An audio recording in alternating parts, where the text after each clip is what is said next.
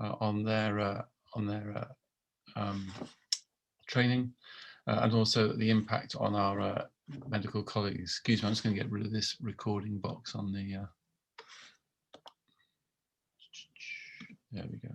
Excuse me, everyone. I think looking ahead, we should also be very cognizant of the appalling year that our colleagues in intensive care and our anaesthetic colleagues have endured during the year. It's been extremely stressful for them. And I would ask cardiac surgical teams to be considerate of them as we have our ambition to restore our cardiac programs and get through the backlog. It is potentially a real opportunity to embrace ERAS, enhanced recovery after surgery, better patient experience, better patient outcomes, and slightly less dependency on level 3 beds, and hopefully decrease the cancellation rate. But I do hope you consider talking to your anaesthetic colleagues and thinking how to implement that to help get through the backlog and help our trainees get more experience again. As a year of being president, I'm incredibly grateful to all the colleagues in SCTS who work incredibly hard and are so dedicated to our specialty. Particularly Narain as Honorary Secretary and Rajesh as President-elect. They are extremely valuable counsel for me, and thank you. The administrative team, Emma, Isabel, Letty and Tilly, have been extraordinary. They've worked through a COVID pandemic. They're working from home.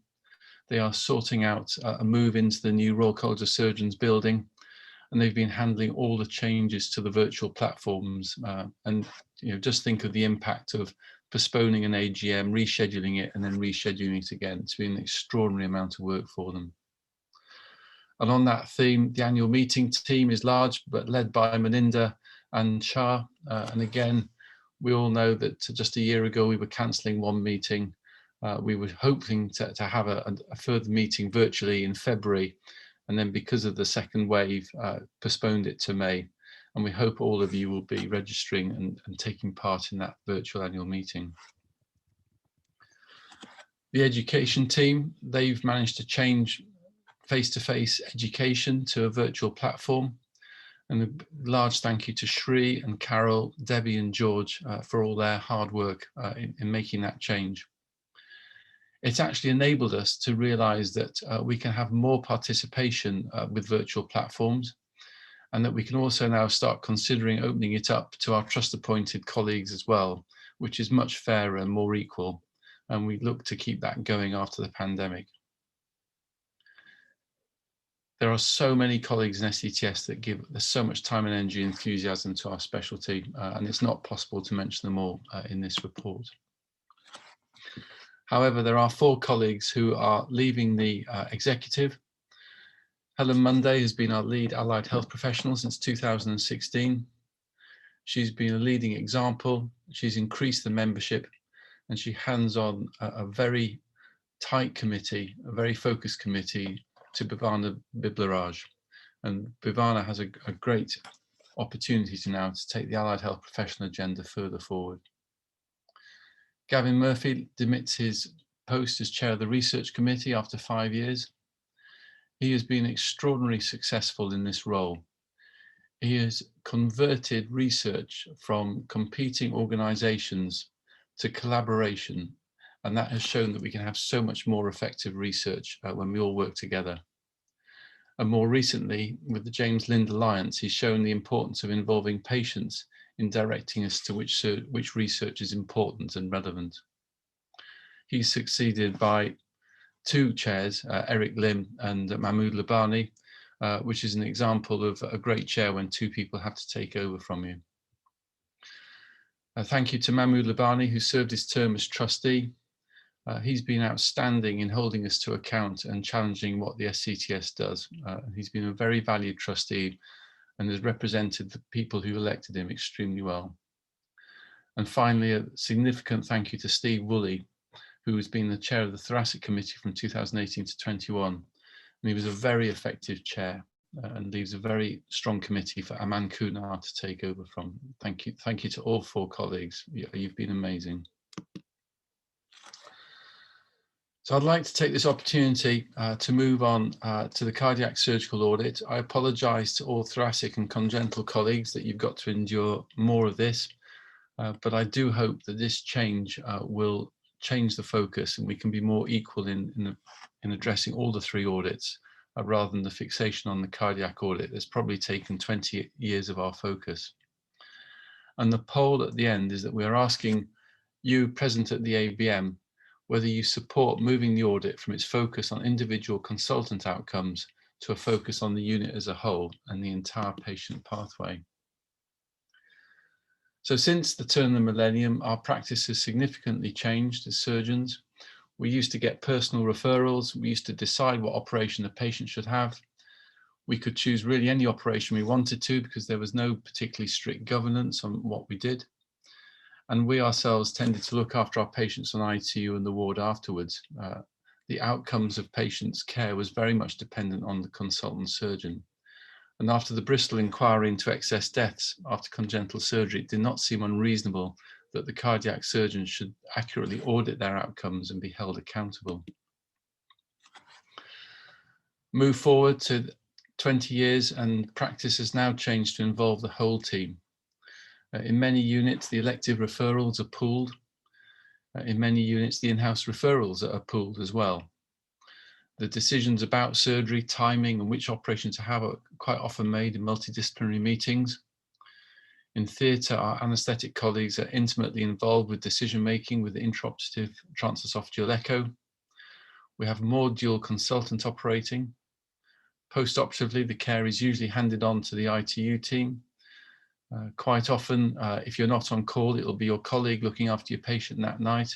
And on the ward, we've got specialist nurses looking after the patient. So very much a team approach now and less dependent on the individual consultant surgeon. Just to go back to 2005, it was the Freedom of Information Act by The Guardian that prompted the publication of outcomes. And this had a significant impact on the profession. There was a very strong feeling that there was risk aversion. There was less enthusiasm for training. There was extremely unreasonable media coverage, which is extremely damaging to colleagues and to the profession. And we know in the society the impact it has contacting units and colleagues when they were negative outliers. It is not a constructive, positive experience. Having said that, the United Kingdom and Ireland can be very proud that we have demonstrated increased survival after cardiac surgery, and that's despite the fact we're operating on older and sicker patients. And that increase in survival has exceeded other national audits that did not publish at consultant level. And it is a pleasure that after 20 years, there's next to no negative outliers at unit or individual level. And we've published that success in the recent Blue Book, which is a credit particularly to David Jenkins for all his perseverance and hard work to make sure that that got published. Thank you. So we've increased survival, which is excellent, but there tends to be a fixation on our own practice and not necessarily the team. There has to be a wait of over 3 years for the 3-year cycle before identifying variants. And in general, in the units, it's only the surgeons who have a keen interest in the outcomes, not the other members of the team. And the more senior you become in the profession, you become aware that there's still too many teams and units with a lack of unity and common purpose, which is a shame for them and their professional lives and probably impacts on their outcomes as well. So where are we now? We in cardiac surgery have earned the trust and confidence of the public, the NHS and other stakeholders to move away from our fixation and focus on consultant level outcomes. Moving away from the pilot is safe to the airline is safe and all our pilots are fit to fly. And through the last year, we've worked with the main stakeholders, the Health Quality Improvement Programme, NHS Audit, NICOR, British Cardiovascular Society and the Association of Cardiothoracic Anaesthetists. And we've got their backing and endorsement for this new change. And we are all ready to do this change in 2 weeks' time, April the 1st. So what changes? Patient data fundamentally doesn't change. We still enter the same data, But we now move our focus from just survival onto other outcomes such as reopening, stroke, renal support, the wait for in-house surgery, the length of stay. But the real change is that the unit data that we're going to start collecting, and there is no panic for units that in 3 months you've got to achieve the standards that are being set. This is a 3-year program, and there are 3 years to bring colleagues along and to make changes in your unit. I'm very grateful to Uday Trivedi and Umberto Benedetto because they've developed a really nice questionnaire survey, online survey, and it takes 15 minutes to complete. But it asks the units about some fundamental standards that we've agreed we think are important for the team working together effectively. I'm delighted to say that this has been with collaboration and is co-badged with NICOR. So these are the questions in the survey in brief summary. As I said, it only takes 15 minutes to complete. But has your unit got cardiology echocardiography accreditation? Has your unit got perfusion accreditation? Are you holding monthly multidisciplinary morbidity and mortality meetings? Have you got a surgeon of the day or the week out of theatre who's available for ad hoc consultations, review post-operative patients, take referrals, and also be available for a daily revasc MDM? Has your unit got a daily revasc MDM that involves the whole network? Has your unit got regular aortic valve MDMs, mitral valve MDMs? Does your unit have ad hoc or regular MDMs for endocarditis? Do you have TOE available in theatre? In particular though, and this is the key change, and there is no underestimating that this will be difficult for some units. Every 3 months, the question in your unit survey is, have you had a quarterly multidisciplinary review of your outcomes? And that is survival, stroke, renal support, length of stay, reopening for bleeding. And if there is any negative variance to standard deviations, have you introduced supportive plans? So rather than ignoring things for 3 years and waiting for 3 years to see any negative variance, this is asking colleagues, teams, units to review their outcomes and support any negative variance in a constructive manner, which protects patients and supports colleagues. So at the end of the 3-year cycle, 2024, there really should be no significant variance and therefore no need to publish consultant outcomes. The outcomes will still continue to be monitored independently at NICOR, which is important for scrutiny, but also clearly monitored within the units as well. And because of that quarterly review, we will need to return our data in a timely manner to NICOR. And that's really important that the audit teams know that needs to be done. And all being well, it means that the whole team will take more interest in the outcomes and ownership of the outcomes and move away from the surgeon feeling responsible and the fixation on their own results. So Emma's got a poll for you to complete, which she'll share the results with you. And we're asking you, do you support the principles of moving the focus of the audit from individual consultant outcomes and move to unit level outcomes and standards? So we welcome questions at the end of the session, and please keep asking questions in the coming months, because if you're not sure of what's going on and how to do things, we're here to support you. Thank you. Thank you, Narain. Watching the poll now, Simon.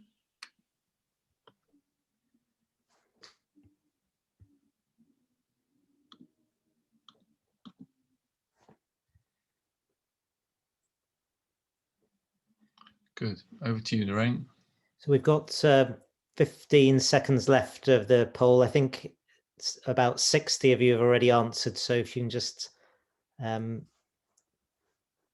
keep going, and we'll just give you a few more seconds to reach the 30 seconds. Okay. And reassuringly, we've got 67 of you have voted, and all 100%, Simon, support the proposal that you've put forward. So thank you. That is amazing. Thank you very much. Extraordinary. Thank you. Okay, thank you very much for that, Simon. As mentioned, we'll try and take all your questions at the end of the session, the end of the presentations. Please use the Q&A function to send your questions rather than the chat, so that we can collate them at the end.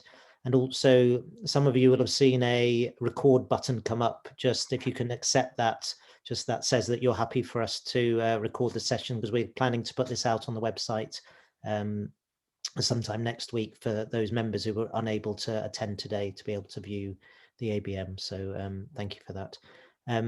We'll move on to Amal Bose, who will give us the Treasurer's report and keep us up to date with the finances of the Society at the moment. Amal. Good morning, everyone. Thank you very much, Lorraine and the rest of the committee. I'm going to share my screen, hopefully.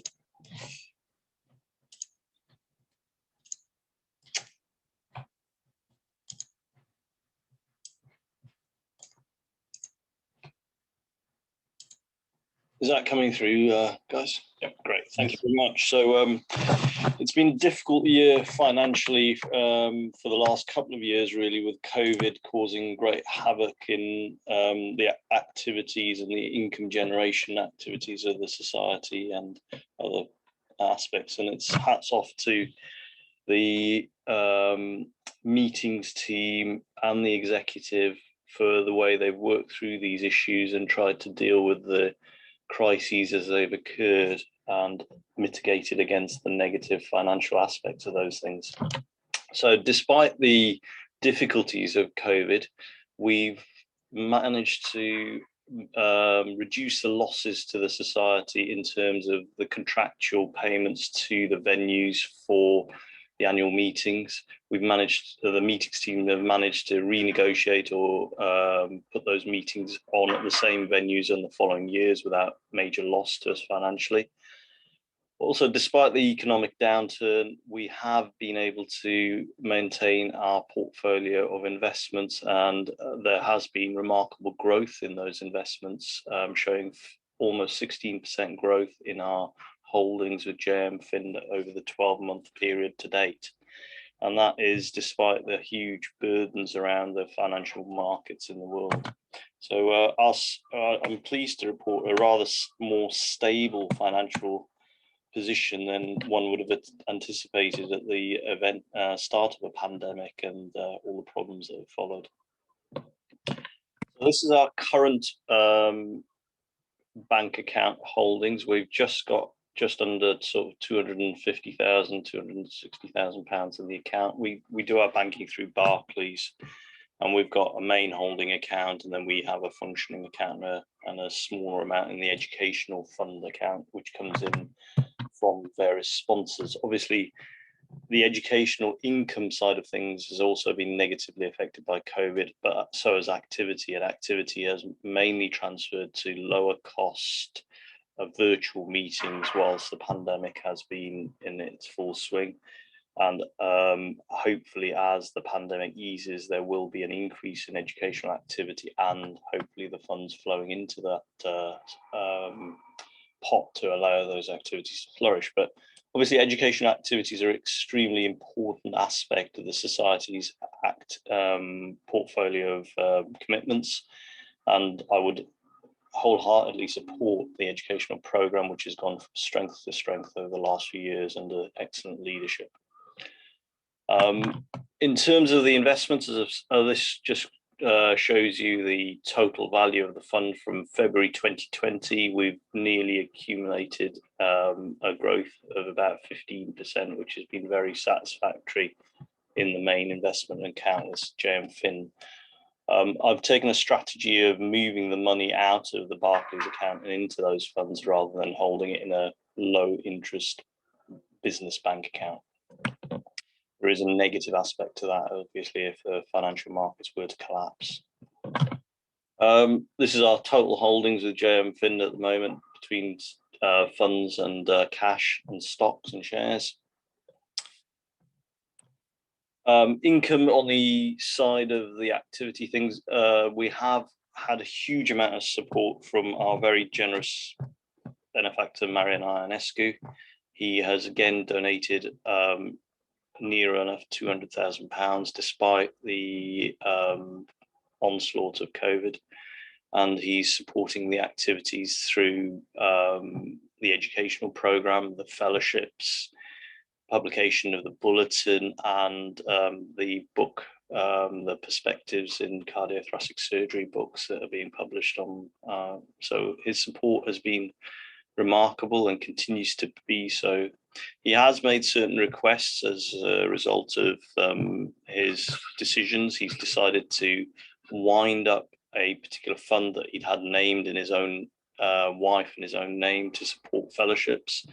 And he's had those funds deposited into the active bank account to support the activities as I've just described. So in summary, it's been a rather more positive year than one would have anticipated with the onset of a pandemic financially.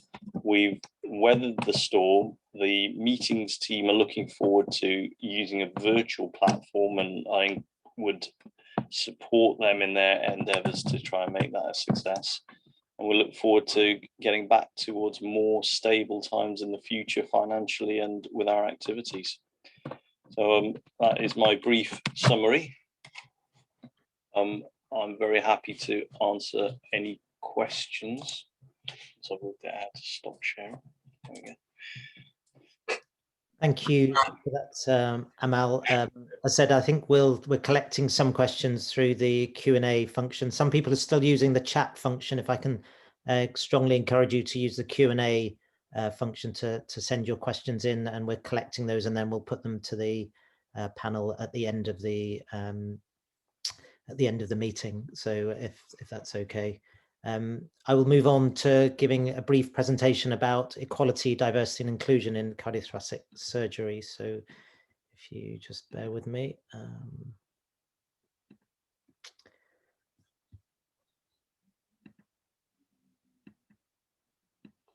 Right, so thank you for the opportunity to talk about equality, diversity and inclusion in cardiothoracic surgery.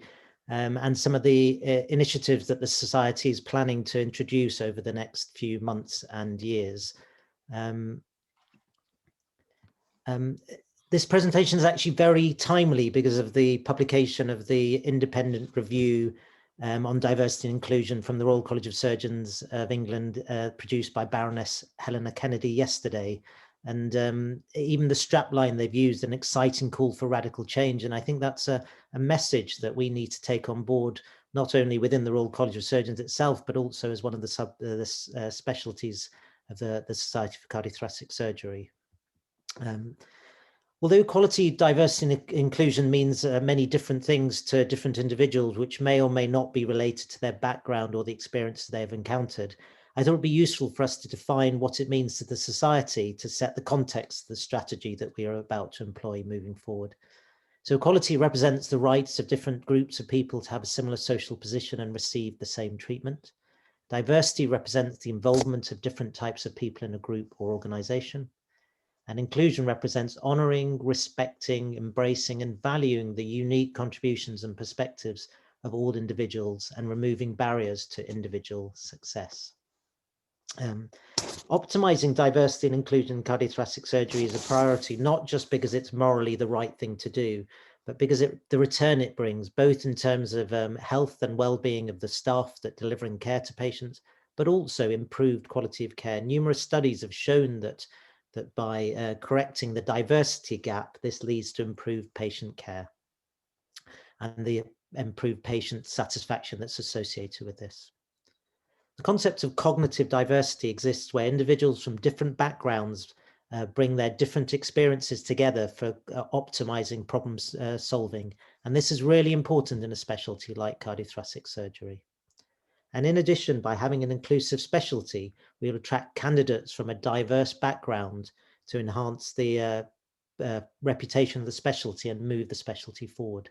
So important aspects of why we should contribute to this. Before discussing the initiatives that we're planning to introduce in cardiothoracic surgery, it's important to understand some of the barriers that exist to developing a diverse workforce. And some of these have also been highlighted in the Kennedy report that was released yesterday. These include a work-life balance, and this pertains to both men and women, underrepresentation of mentors and role models.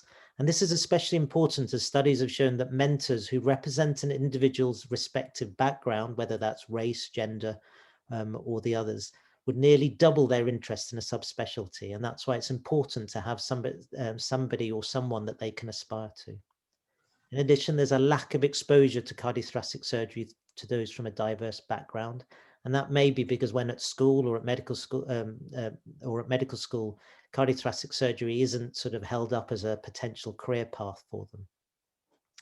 In addition, there are unconscious biases, which are social stereotypes about certain groups of people that individuals form outside their own conscious awareness.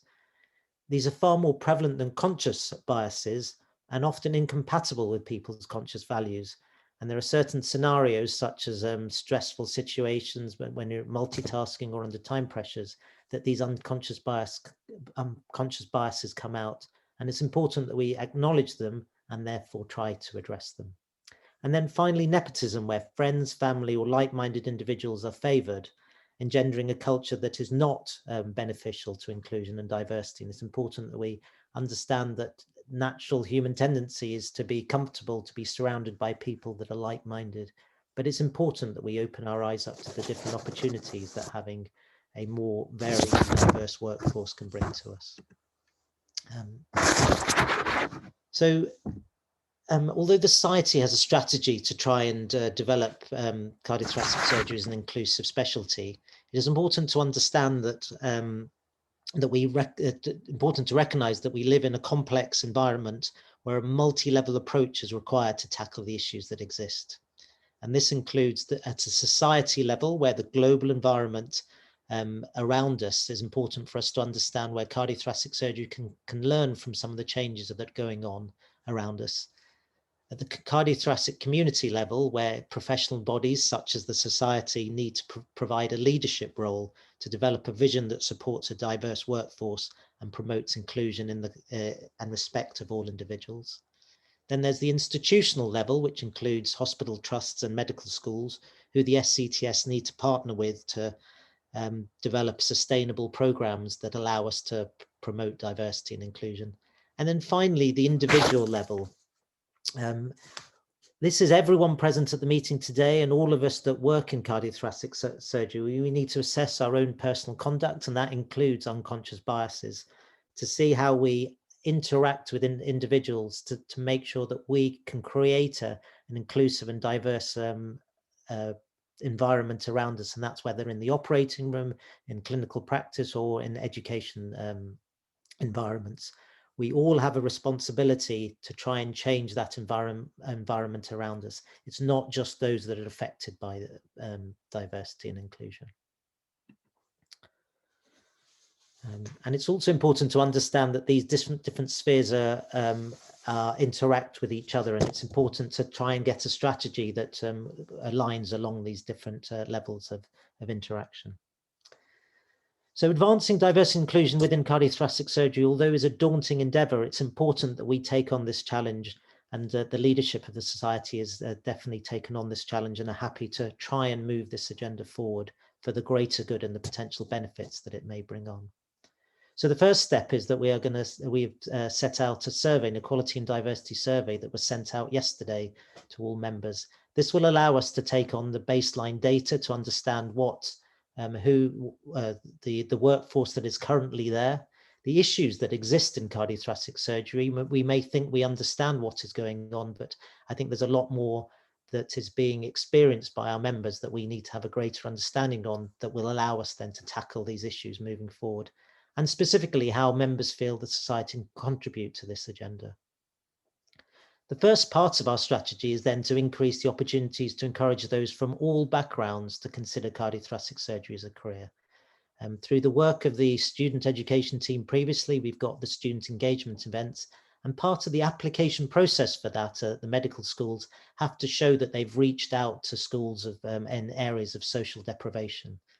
We've also got the careers fairs at ACIT and BMA, which allow us to reach a more diverse and wider audience to encourage them to apply for cardiothoracic surgery as a career moving forward. the travel fellowships that the Society already set up.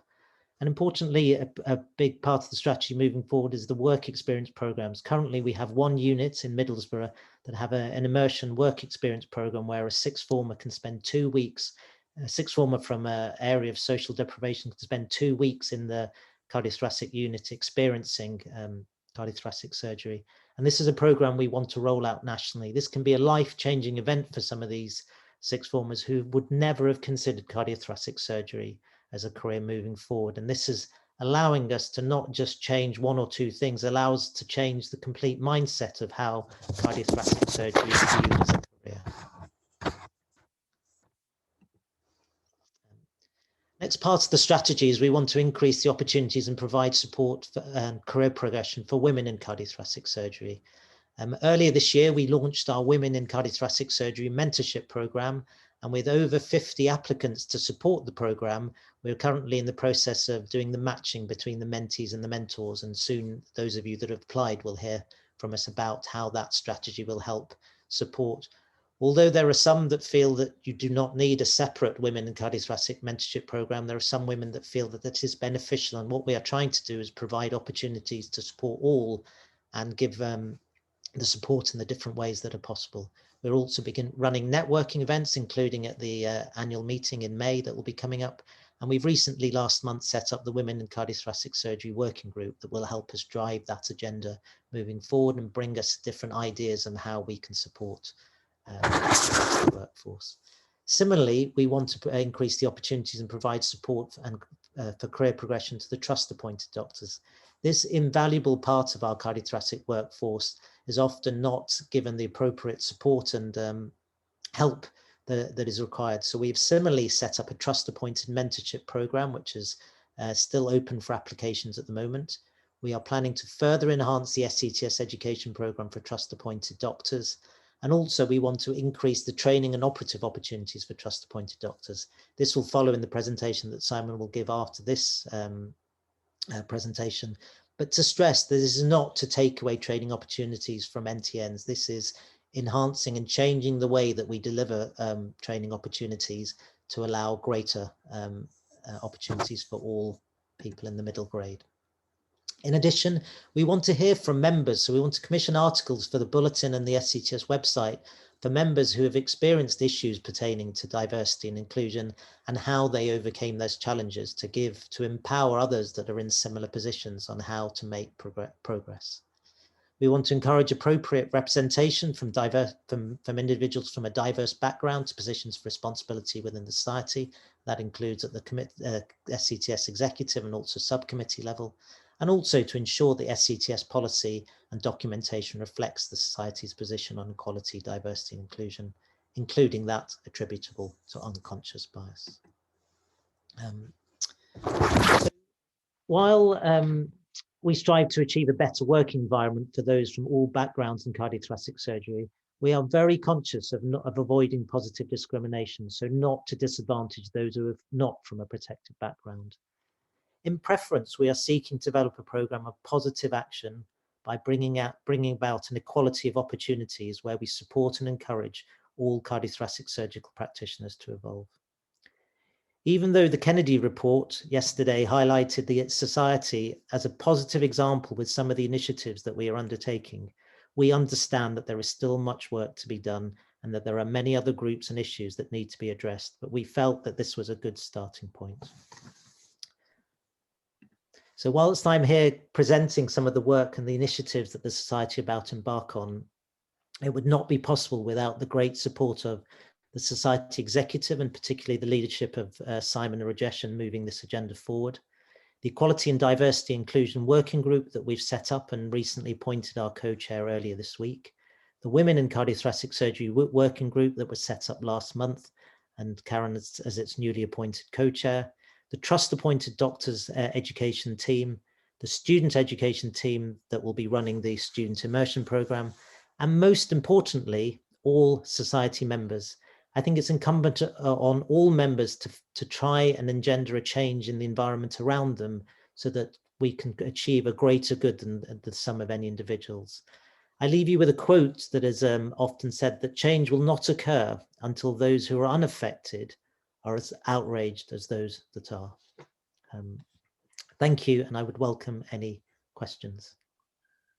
Lorraine, thank you. That was inspirational. It is very exciting to be part of this time and to start to undo the wrongs of the past.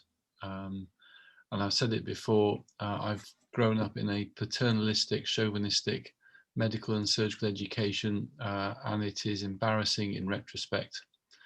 And it is humbling and humiliating to hear the stories from people. And I think this move is empowering people to share those stories. And I hope no one is in any doubt. This is just the right thing to do. And the quicker we can do it, the better. So thank you so much for leading this. It's a pleasure. We have a poll question just to make sure that we're on the right track. So Emma, if you would kindly put the poll question up, that would be much appreciated. Of course, launching now. And similarly, I'll try and leave it up for about 30 seconds or so, just to make sure that we're on the right track. And although the poll question is a simple yes or no, I would value any comments by email about other strategies or other actions that you feel that the society should be taking. We feel really strongly about not just putting out some words, but trying to develop some initiatives that will try and make a difference for those working within cardiothoracic surgery. So we've just gone over 30 seconds. I'll just end the poll there. Thank you. And thank you all for the support of the work that we are doing moving forward. Again, 100% support of the strategy for the society. So thank you. So I'll move on to the agenda. Again, another exciting part of some of the changes that we're trying to bring on in cardiothoracic surgery. Simon will talk about different ways that we are trying to transform the cardiothoracic workforce, surgical workforce moving forward. Thank you. I'm just struggling to get my presentation, which has disappeared. Just give me a moment.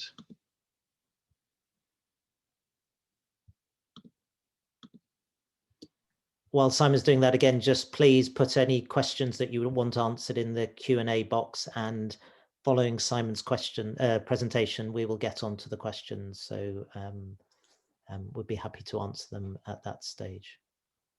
Yeah, sorry about this. Just let me, it's not letting me get out of this. Hang on.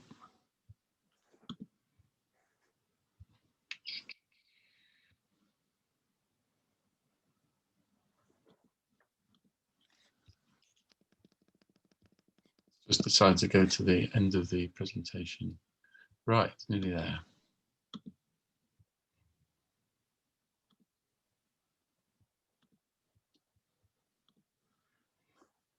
Very good. Can everyone see that? Yes. Excellent. Thank you, Lorraine. So to everyone present, it's been a good year in some respects, because it's been a time for reflection of what we do, why we do it, how we got here. And there were certain aspects to the way that we gradually developed care that we thought needed addressing. Over the years, there have been incremental changes to the workforce and how we deliver the care. I think each change has been extremely well intentioned, and it's usually on its own demonstrated improvement. And units around the UK have adopted varying strategies depending on local need, the resource, and quite often because of the leadership that's present in those departments to take change forward. And this is impacted on the patient experience, the allied health professionals in those units, the national appointed trainees, and the trust appointed doctors and surgeons in those units. All the units that have introduced changes that have increased the role of the allied health professional in some form or other. I was fortunate personally to be in Oxford when we had the first surgical care practitioner. I still remember the uproar that someone who was non-medically qualified should be taking saphenous vein and helping with an operation.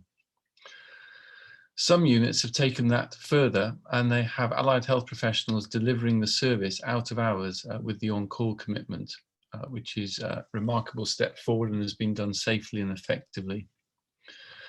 And some units have managed to make their middle grade surgeons non-resident on call. And at least one unit has implemented a perioperative surgeon. Now, this has been done in an inconsistent ad hoc format around our units. And so what we have for allied health professionals is an inconsistent opportunity for them to progress their careers in the clinical setting. There's inconsistent titles and competencies for those roles. There's inconsistent remuneration or banding. And there's been inconsistent adoption of the national framework for qualification and accreditation. And there is some lack of clarity for indemnity and scope of practice as well for the allied health professionals. For the NTNs, we can observe, particularly in cardiac surgery, where our overall surgery is reduced, the number of surgeons as consultants has increased, and the middle grade tier has increased in number to cover the rota, that our NTNs in general have less access to theatre, and they'll only be getting to theatre 1 or 2 days a week. And this means that they've got difficulty achieving sufficient cases for their CCT. There's decreased independent operating with the supervisor unscrubbed. And astonishingly, around 50% of their paid hours is spent holding the bleep, weekends and nights. And the further points is that this is interesting for me in my role now, is that this is a shared view across the surgical specialties. It's even more pertinent because we've reduced the curriculum from 8 years to 7 years, so they need to get more training in less time. And if that wasn't bad enough, they've lost a year due to COVID as well. There are very similar issues for our trust-appointed surgeons and doctors. They too have less access to theatre. They have difficulty achieving their sufficient cases for their CSER application, where they get on the specialist register. They often have decreased independent operating. And again, just the same as the NTNs, 50% of their time is spent holding the bleep out of hours. And there is tension in the units. Sometimes NTNs feel they have priority for theatre access, and sometimes they're trust-appointed doctors who are very competent and able, and they tend to get priority to theatres because the consultant is confident in their ability. And there's a lack of defined job description for the non-surgical cardiothoracic doctor or the perioperative physician. Also, for patient experience, where units have rolled out more allied health professionals delivering the service and delivering the care, the patients are experiencing better care and it's more consistent, and they appreciate that there is more presence of the allied health professionals on the ward looking after them.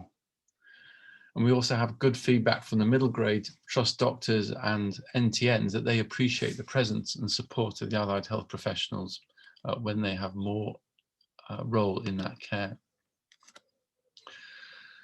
So what we're asking you today is the support that we write and publish this toolkit. It will take time for colleagues to think about what this means for their units, whether it's possible, whether the resource is there. So we're not expressly asking for support for the concepts within it, but just the fact that SCTS should be writing this toolkit and sharing it with all the units. And in it, we want to make the case for change. We want to share the experience of units that have introduced changes, share with you the potential barriers and the solutions, share in some detail the role descriptions, the competencies, the potential rotas and remuneration, and also share how you can deliver 24/7 cardiothoracic care safely without resident middle grade surgeons. We've drafted the main chapters. Sarah Murray has very kindly writing the patient experience chapter, the description of the extended surgical team from Rajesh, the allied health career progression from Puvana, Tara and Helen, the proposals for the NTN, Abdul, Duncan as the trainee reps and Jonathan as a senior trainer and SAC representative. Excellent chapter from trust appointed surgeons from Zahid in Glasgow. And Lorraine's done a chapter on how the perioperative physician works, particularly with the example in Papworth. So we're not saying there is one size fits all for all the units. Every unit will have its unique needs and solutions. But the overall aim of this toolkit is that we can share solutions how to improve patient care and patient experience, to give the allied health professionals consistent opportunity for clinical career progression, to reduce the size of the middle grade tier of surgeons, and by doing that we can give equal and adequate theatre access to NTNs and trust appointed surgeons. And at the same time we can define the role for the non-surgical cardiothoracic doctor who doesn't expect to go to theatre but be involved with the team in the care of the patients. So we have another poll now. As I said, I've backed off asking you to endorse all the principles within it, but I'm asking you to whether you support that this is part of the society's role to write such a toolkit and to share it with all the units. And just to reinforce, this is a 3 to 5 year strategy. This is not easy change. It is not quick change, especially in a health service which will be short of cash after the pandemic. So thank you for listening. Launching the poll now, Simon. Thank you.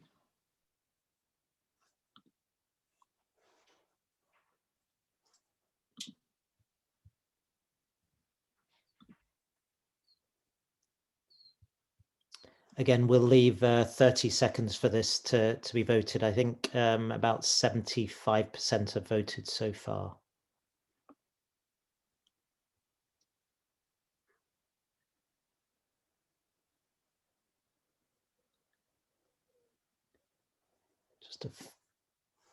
Perfect. So Simon, so we've got 93% support for the SCTS to write the toolkit, and five members, 7% have disagreed with that. Thank you very much. Thank you.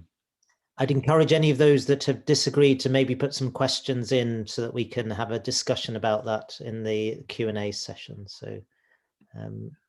So without further ado, I'll move on to the question and answer session of the annual business meeting today. I'm going to start with 2 questions that have actually been emailed to us prior to the meeting, and then I'll go down the Q&A box in order that they've been asked. So the first question is to clarify the proposed rollout of unit instead of surgeon-specific data. Will there be additional data to submit, and how will it be envisaged that this will be presented publicly?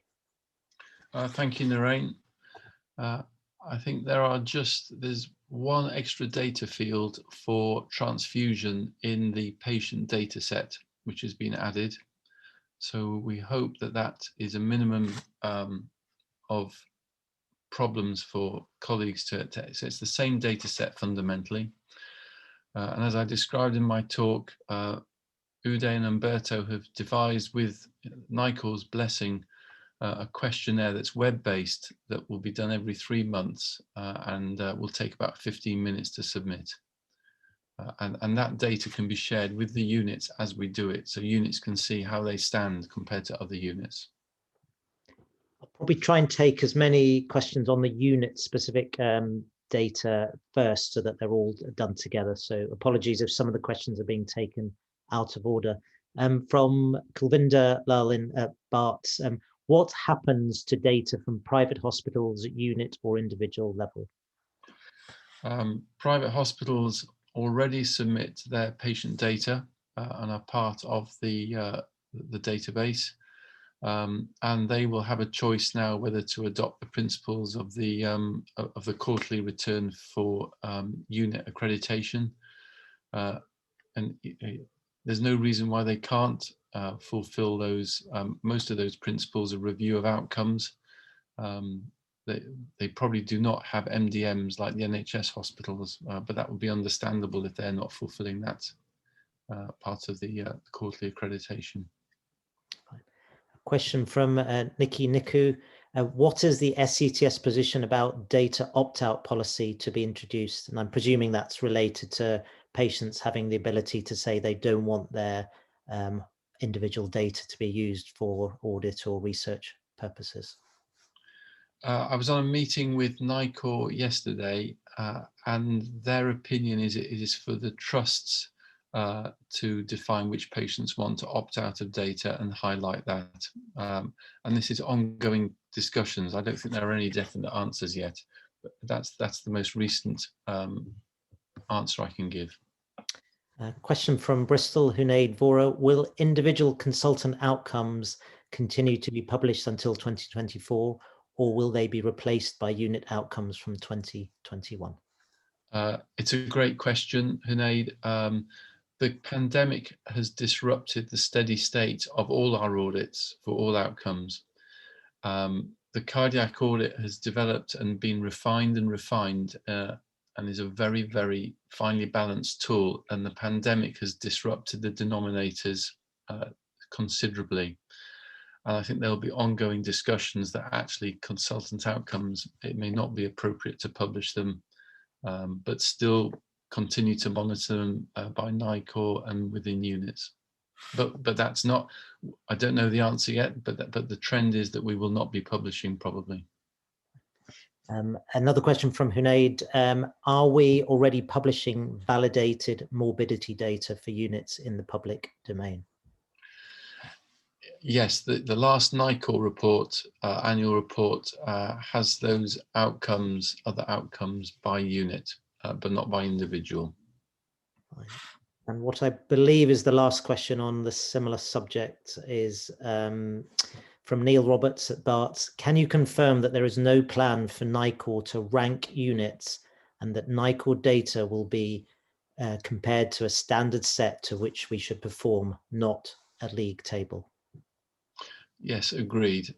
We need to discuss with NICOR how to share these outcomes, how to inspire units to where they are in those outcomes and whether they think they can do better. So we need to discuss with them how those results are shared, how they might be published, probably sharing anonymously, but knowing where your unit is in the rank table. So ongoing discussions, but there is no intention to publish league tables.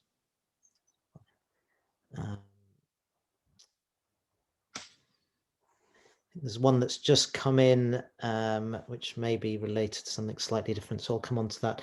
One more question for you, Simon, from your presentation talking about COVID. Currently, we are still shielding patients. This is from Betsy Evan in Leeds. Currently, we are still shielding patients prior to admission for cardiac surgery. Is there a consensus regarding the length of time for pre-operative shielding?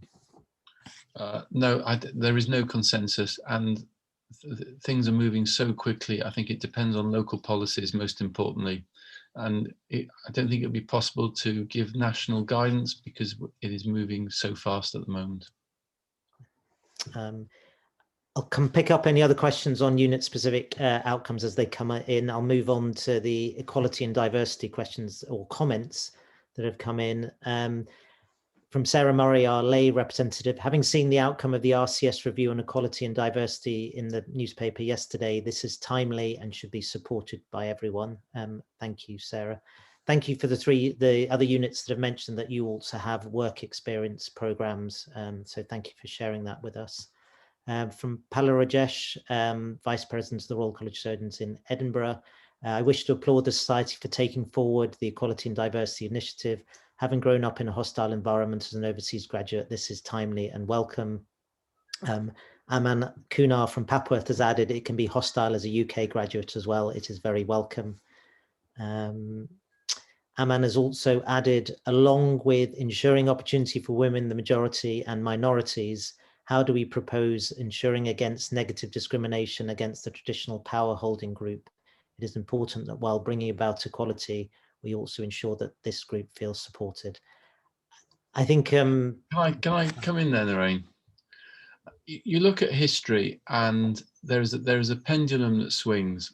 As a white male, you know, I think we've got to take it, it's nice for that consideration, but and I'm sure this society and this country will be more balanced and make sure the pendulum doesn't swing too much. But history tells us it won't be surprising if there's a little bit of a swing the other way, and it'll be important to monitor that. I also want to stress the concept of what I touched on at the end of the presentation is that we are not advocating positive discrimination. We're advocating positive action where we develop an equality of opportunities. We are trying to give those that may not have had the opportunity or exposure or felt that there were barriers, the perception that this is open to them. And I think it's really important to stress that this is not about positive discrimination. From Dunbar in Hull, ED&I is a hot topic and there are specialists in the area. Is the SCTS getting any help from specialists? Yes, we already have had support and advice from specialists in drawing up some of the policy moving forward, but this is a big part of what the developing the Equality and Diversity and Inclusion Working Group will be about, getting appropriate support to bring in some of these changes. As I mentioned, the changes we cannot do alone as a society. It needs to be changed at an individual level, at a hospital and a trust level, and also we need to take on board what's going on at a society level in general. So, but yes, we will be taking support. Prakash Punjabi, thanks, very important. Please highlight that the current, not just the current, but past experiences of bias in gender as well as racial intended, conscious, unconscious bias also restricted progression in terms of career opportunities. So thank you for that. And then from Indu, the ED&I group is not only for the BAME group, but all, for one and all. We're looking for equality for one and all, and hence the specific question in the survey to gauge this. And then from Bhuvana, equality and diversity is a great initiative from the society and will support our NAHP stream. Very proud to be part of it. So thank you for those comments on equality and diversity. I'm going to try and then move on to the bit about transforming the workforce. Apologies if I may have missed some of your questions, but I felt it was more appropriate to group them. So from Mahmood Lubani, the toolkit is an ambitious plan, but the details are difficult to implement and not easy to fund. Some AHPs will be more expensive than trust doctors. Yeah, the detail and the cash is vital for this proposed changes in units. In Brighton, where they did it, they had to get funding, very, very significant funding, because while you're training your allied health professionals, you're still paying for your middle grade tier, and it is worrying how units will be able to make this change in the current financial climate. I don't think that stops us being aspirational and being aware of the problems for our health professionals and the problems for our middle grade surgeons, and we've got to start somewhere. So we've got to start with that ambition and then get through the practicalities and the detail. But it's sharing the story at the moment and seeing if the colleagues appreciate that it's the right thing to do, or whether we end up thinking it's not the right thing to do. But this is the start. Sarah Murray has added, I would be interested to know why some 5% do not agree with the toolkit. So we would value your comments in the Q&A section if you haven't already put them, because I think, as Simon said, this is an agenda we are considering moving forward, but we would value the input from all members because we understand that some of the challenges and the practicalities. And I think, as Simon said, there isn't one solution that fits all. So we would really value your comments on that. Can I say, Narain? I mean, the units that are introducing these changes, I mean, they would say this, wouldn't they? But the units that have introduced these changes are extremely positive about the impact it's had. Where the allied health professionals are empowered to deliver the care and be part of a team, they think it's great. The trainees, where they're on a reduced tier and they get more access to theatre and they're not resident on call, they think it's great. And the patients who experience this change, they think it's great. So we need to be open-minded that we will get positive news from these units, but equally that the news is good and suggests it's the right thing to do. And similarly for the trust appointed doctors, I think that the changes that will also give them similarly increased training opportunities. And I think that's also to be stressed. Dunbar has asked from Hull, how much consultation did the authors of the SCTS toolkit have with the different stakeholders in the course of writing their chapters? I think that's a good question, Dunbar, because I think there is no limit to the stakeholders that are involved, and it's where you draw the line at and how many you involve. I'd reflect that we probably haven't done enough yet, and we may need to do more, but we've certainly focused on our members and our experience of delivering cardiothoracic care. We've involved the Association of Cardiothoracic Anaesthetists, shared it with British Cardiovascular Society, haven't shared it with the wider NHS or HEE. It's been presented in draft form to the SAC, but I think we could do more. Tara Bartley's commented, while the double running model is ideal, it isn't the only option. All models add to service delivery and augmenting training early on. So thank you for that, Tara. And then Andrew Parry from Bristol has written a comment rather than a question. Whilst I agree that the repetitive and unproductive, less educational tasks are inappropriate for trainees, and that maximizing time in theatre is of paramount importance, as they are the only ones with the skill set, I think we should acknowledge that a cardiac surgeon is not only made in theatre. There used to be the adage that a cardiac surgeon is a cardiologist and an intensivist who can operate, and that this still pertains.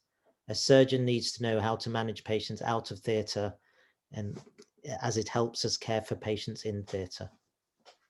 Yeah, absolutely. And the question is that's what the discussion at the SAC was. It was they agreed that it's getting the right amount of time in the right training environment to get all the skills and fulfill the curriculum. And the question is just like, how long does it take to get your skills in theatre? How long does it take to get your skills to know that the common emergencies on the ward? And that needs to be defined. But certainly the current level of holding the bleep for 50% of your time seems inappropriate. And from the trainee feedback we've got so far, it is overwhelming that they feel that they're holding the bleep too much and they're not in theatre enough. Comment from David Jenkins Papworth that he agrees with Andrew Parry's comments. Tara Bartley's further added that she's presented Health Education England when writing this, so I think they've been involved in the process of developing the model. Can I just mention, Tara Bartley has set up this model not only in the Queen Elizabeth in Birmingham, but also in Brighton. She is the national expert on this, and her influence on our specialty is phenomenal. So Tara, thank you very much. I think that's all the comments on the transforming the cardiothoracic workforce, but please put in some more comments. We've got another 20 minutes of the meeting today to go on. So I'm going to go back to some other comments that have come up. Walid El-Mahdi from Leeds: would group decisions, group responsibilities and shared unit outcomes have an impact on surgical decisions when decisions are shared amongst non-surgical groups? Would it have an impact on development of subspecialized services leading to a more conservative practice? There is a danger of that, Walid, and thank you for the question. We want to make sure as a specialty that we continue to innovate and innovate safely. Rajesh has been instrumental in inspiring us to start the innovation committee with Hunaid as chair. And innovation, new techniques, offering patients high-risk interventions if they've got no other option is really important. And there might be a tendency for committees to be more conservative in their approach. Rajesh, do you want to add any comments, please? No, thanks, Simon. No, I agree. I think strong governance around innovation is the key to success. And I think in the last 5 years, we've noticed some lack of development of innovations in our specialties, and that is primarily related, I think, to lack of solid governance. So I think the SCTS is incredibly keen to promote innovation, and that is the reason for us setting up the committee, which will facilitate. And I think next 5 years, or next 5 to 10 years, will see hopefully a significant change without compromising on safety for our patients. Thanks. A question from Raghib Hassan in Manchester. What are the views of the society about the concept of structural intervention? I think the borders of cardiac surgery are becoming blurred and other services are developing fast. Will this impact on our specialty more than any other service? Thank you, Raghib. We are certainly living in a time when the pharmaceutical industry and other colleagues are pushing other interventions really hard. And it's interesting for me as president now to see the tactics that are used by pharmaceutical industries to sway an agenda. They put together focus groups under friendly banners. They lobby Parliament. They influence research, and it's, you know, the Excel trial was one example of that last year.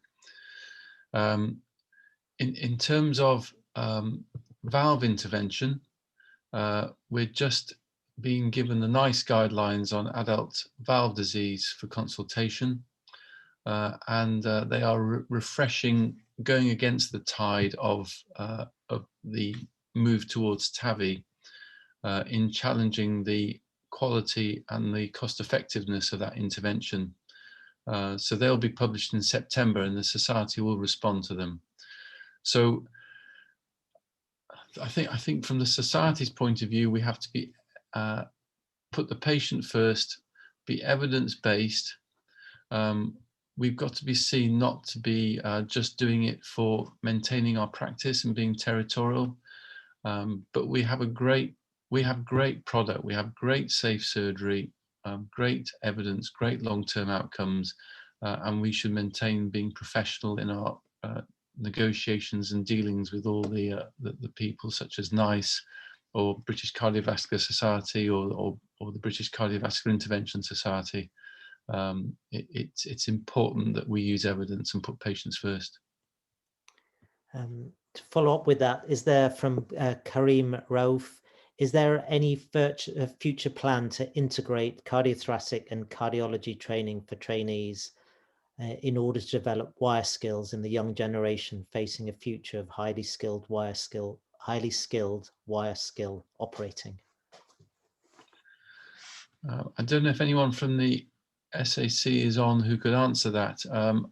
I'm not aware of any plans. Rajesh, you've been chair of the SAC recently. Have you got any answer for that? So I think this was discussed in the SAC when the last curriculum was being looked at, and the view was that it should be considered in trainees who want to subspecialize in these areas of structural heart disease, etc. So it should be considered in the latter aspect as a specialized module or a specialized fellowship. As you can understand, there was concern from trainees and from SAC members and program directors to put it as a module to be included in the normal curriculum when we were changing the curriculum from 8 to 7 years. So the answer is yes for the future, but for limited to trainees who want to become structural heart disease surgeon and want to develop all these skills. Thanks. Comment from Raghib Hassan from Manchester. The hybrid surgeon is the future. And I think that's related to that. So I'll go back to transforming the cardiothoracic workforce. There's been some more comments. David Taggart's also strongly agreed with Andrew Parry's comments, and Manoj Parit has also agreed, and he says there needs to be a balance between the different aspects of training. Unfortunately, non-theatre work is not considered training, and we'll end up producing technicians rather than clinicians. Neil Roberts from Barts has also chipped in saying, I agree with Andrew too, but no matter how good a trainee is out of theatre, as a surgeon, they have to be able to operate when they start as a consultant. A new consultant's first year is a lonely place. We have to make sure our trainees get the operative skills as well as the skills out of theatre, and also to have great support as a new consultant. Sunil Budia from Harefield has written, the toolkit is excellent and we need to adopt a growth mindset, concentrate on the process and the outcome will take care of itself. We also need to adopt some of the attitudes of high performers who have a growth mindset. Dunbar from Hull again has said the proposed change in the way care is delivered should not completely eliminate the opportunity for training in management of out-of-hours emergencies. Simon. I think being non-resident does not exclude you from emergencies. You will be called in for the significantly deteriorating patient. You'll still be called into A&E. You'll still be called back to ITU. But it should get rid of the low-level stuff such as potassiums and urine outputs, etc., which you can learn in your first couple of years and should achieve your competencies in that time. Rajesh, what are your thoughts? I think that's absolutely acceptable. I think there is recognition that these skills are important. However, they can be acquired during the early part of your career, and I think what due consideration we need to make is we are suggesting that they do non-resident on call in the latter part. There is recognition, I think, that these skills are required in making of a surgeon, but they can be acquired during the initial years. And as you become senior in your career, then you know that the focus should be on utilizing the time as efficiently as possible, which is in theatre. Can I reiterate that at Papworth we do have a model of senior trainees being non-resident, but they get great exposure to emergencies, whether it's unstable patients or the dissections, the post-infarct VSD patients. So that is, again, more appropriate use of the limited hours that they have, and it's great exposure to understanding what they will be dealing with as a year one consultant. Some more comments. Karen Van Dorn from Leeds, with new ways of working, also our outcome measures for quality of care will need to change. How does the SCTS see its role in helping define any new measures? Thank you, Karen. I'll let Rajesh talk to lung cancer and what Doug West is doing with lung cancer and GIRFT. In cardiac surgery, there's the adult cardiac surgery, there's the outcome measures that I've described in my presentation, but also we're aligned to the GIRFT process, looking, for instance, at the time from angiogram to surgery for in-house urgent patients, looking at the time, waiting lists, etc. So there are other outcome measures which are important to patients. For the congenital outcomes, we actually have a meeting with NICOR this afternoon, which is most welcome, a little bit overdue, because we need to get more surgical input at the heart of the congenital audit in making sure that the other outcome measures are appropriately assessed and presented, and the data is being entered in a consistent fashion. So, for instance, neurological outcomes in congenital are being inputted to the data set in a much more varied fashion. And when they're published, and it comes back to Neil's point about league tables, it's important for the congenital audit that we really get surgical input to that published report and do outcomes that are important to patients and then to the units themselves. So yeah, that we do need to work with the congenital audit on that.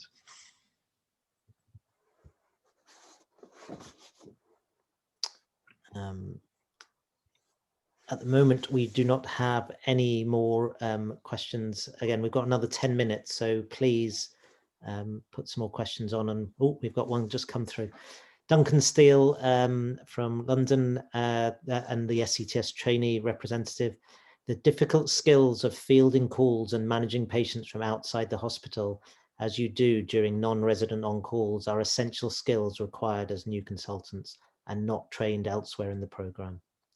Being a non-resident SPR means developing these essential skills, smoothing the transition to consultancy. Yeah. We make the point in Case to Change that at the moment, a junior surgeon is doing the same job at ST8 at ST3 if they're resident on call, that just it doesn't really seem appropriate. And when you see the models of non-residents on call being so popular with the trainees, it's hard to ignore the benefit of it.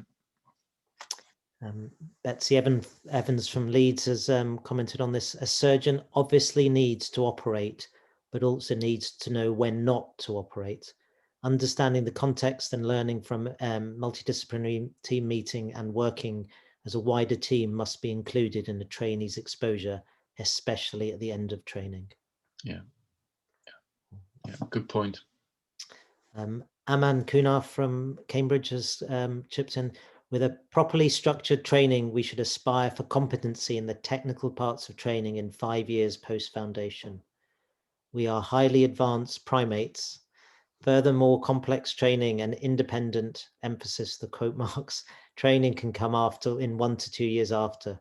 Astonished that we make it so difficult. If one other place can do it, why can we not? Inertia. Thank you for that. Amal. Yeah, there's a question gone into the other box. It's from Shri. With the reduction in cardiothoracic trainees, what are the strategies to increase thoracic surgeons in the future? The current trainees are heavily interested in just cardiac surgery. Well, I'll speak first, then hand over to Rajesh. There is clearly the strong impression that screening for lung cancer will create much more work for thoracic surgery. And therefore there's quite a lot of optimism for thoracic surgery that we need more junior surgeons training in thoracic surgery. And we are talking with the SAC about that potential, and in the future years, maybe attracting trainees who are more aligned to thoracic surgery right at the outset.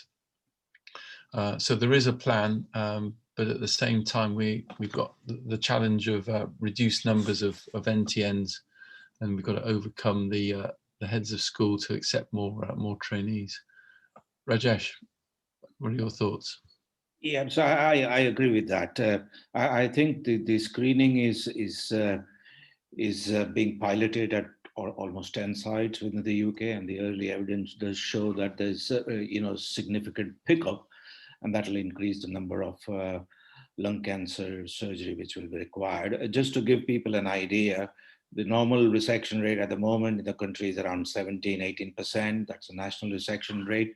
But in screen detected lung cancers, the resection rate is around 70%, 70 to 75%. So that is clearly going to require increased manpower in thoracic surgery. And as Simon, you highlighted, there are discussions, SCTS has written a joined up letter co-signed by BTS and BTOG to request the SAC to consider increase in the numbers of trainees who may wish to pursue a career in thoracic surgery. The second thing is we currently have, I think, around 150 trainees around the country. When I was chair of the SAC a couple of years back, a survey of the trainees, what they wish to do showed 50% wanted to do cardiac surgery, about 25% wanted to do thoracic surgery. So there will be still significant numbers coming out through the normal training programs who will, want to pursue a career. The third thing is now with our broad strategy of equitable access to education, training, etc., for NTN and hospital appointed doctors, there will be some hospital appointed doctors who will become successful in their application to CSER and would be welcomed, I think, to become, and take up thoracic surgery. But the main thrust should be coming through the training program, I think, which SCTS is in partnership with other colleagues, organizations is considering. Thank you for that, Rajesh. A couple of questions question related to that. After Brexit, this is from Adam Safranek in Nottingham. After Brexit, is there any appetite to go back to old-fashioned training, more than 48 hours a week and band 3 rotas for trainees?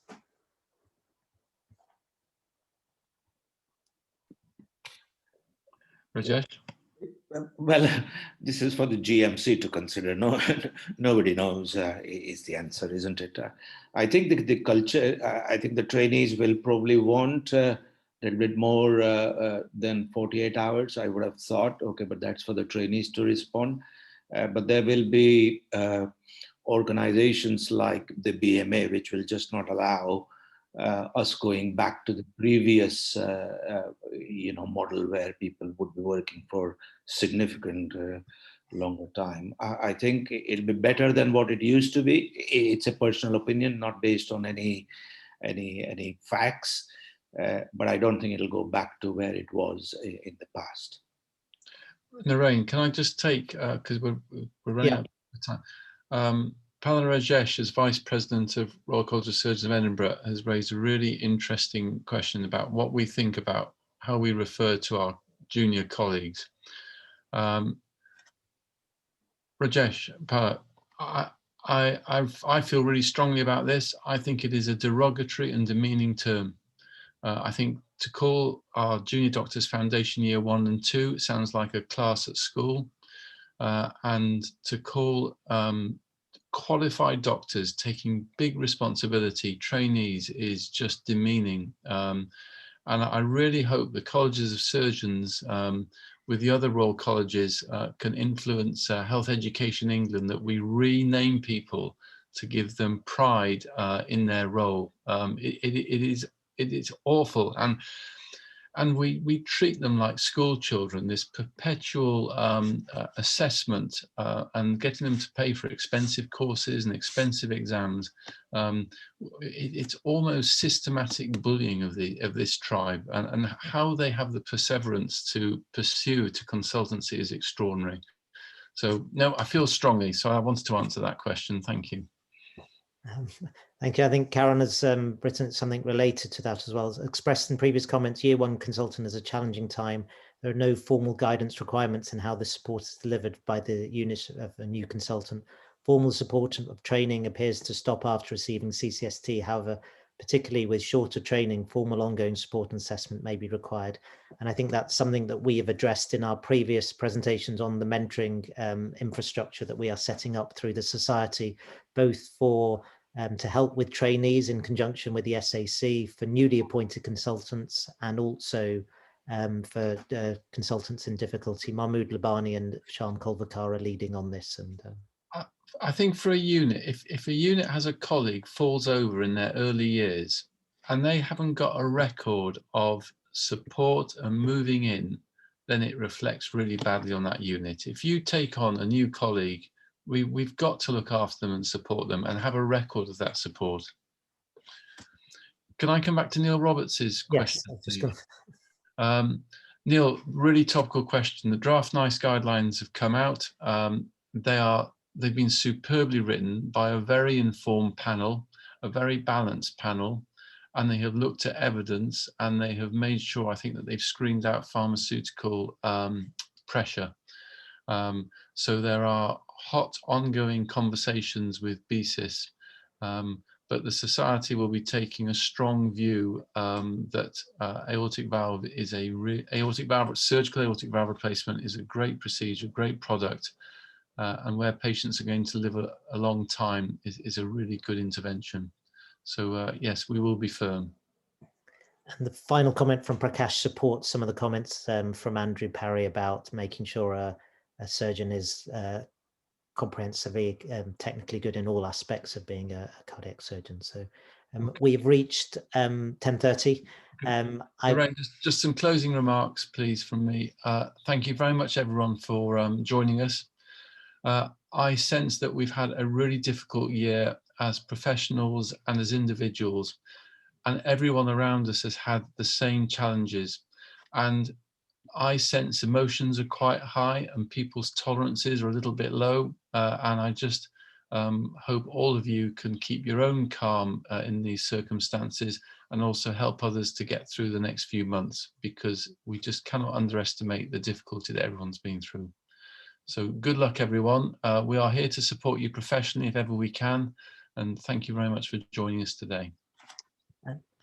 Likewise, just to say a big thank you for all your contributions to the meeting today. If there are any other questions that come up on things that we presented or anything else that you feel as a society we can help with, please contact us through the usual channels. I would like to just put a big thank you to Isabel and Emma for putting this meeting together and for running so successfully our first or second fully hybrid meeting.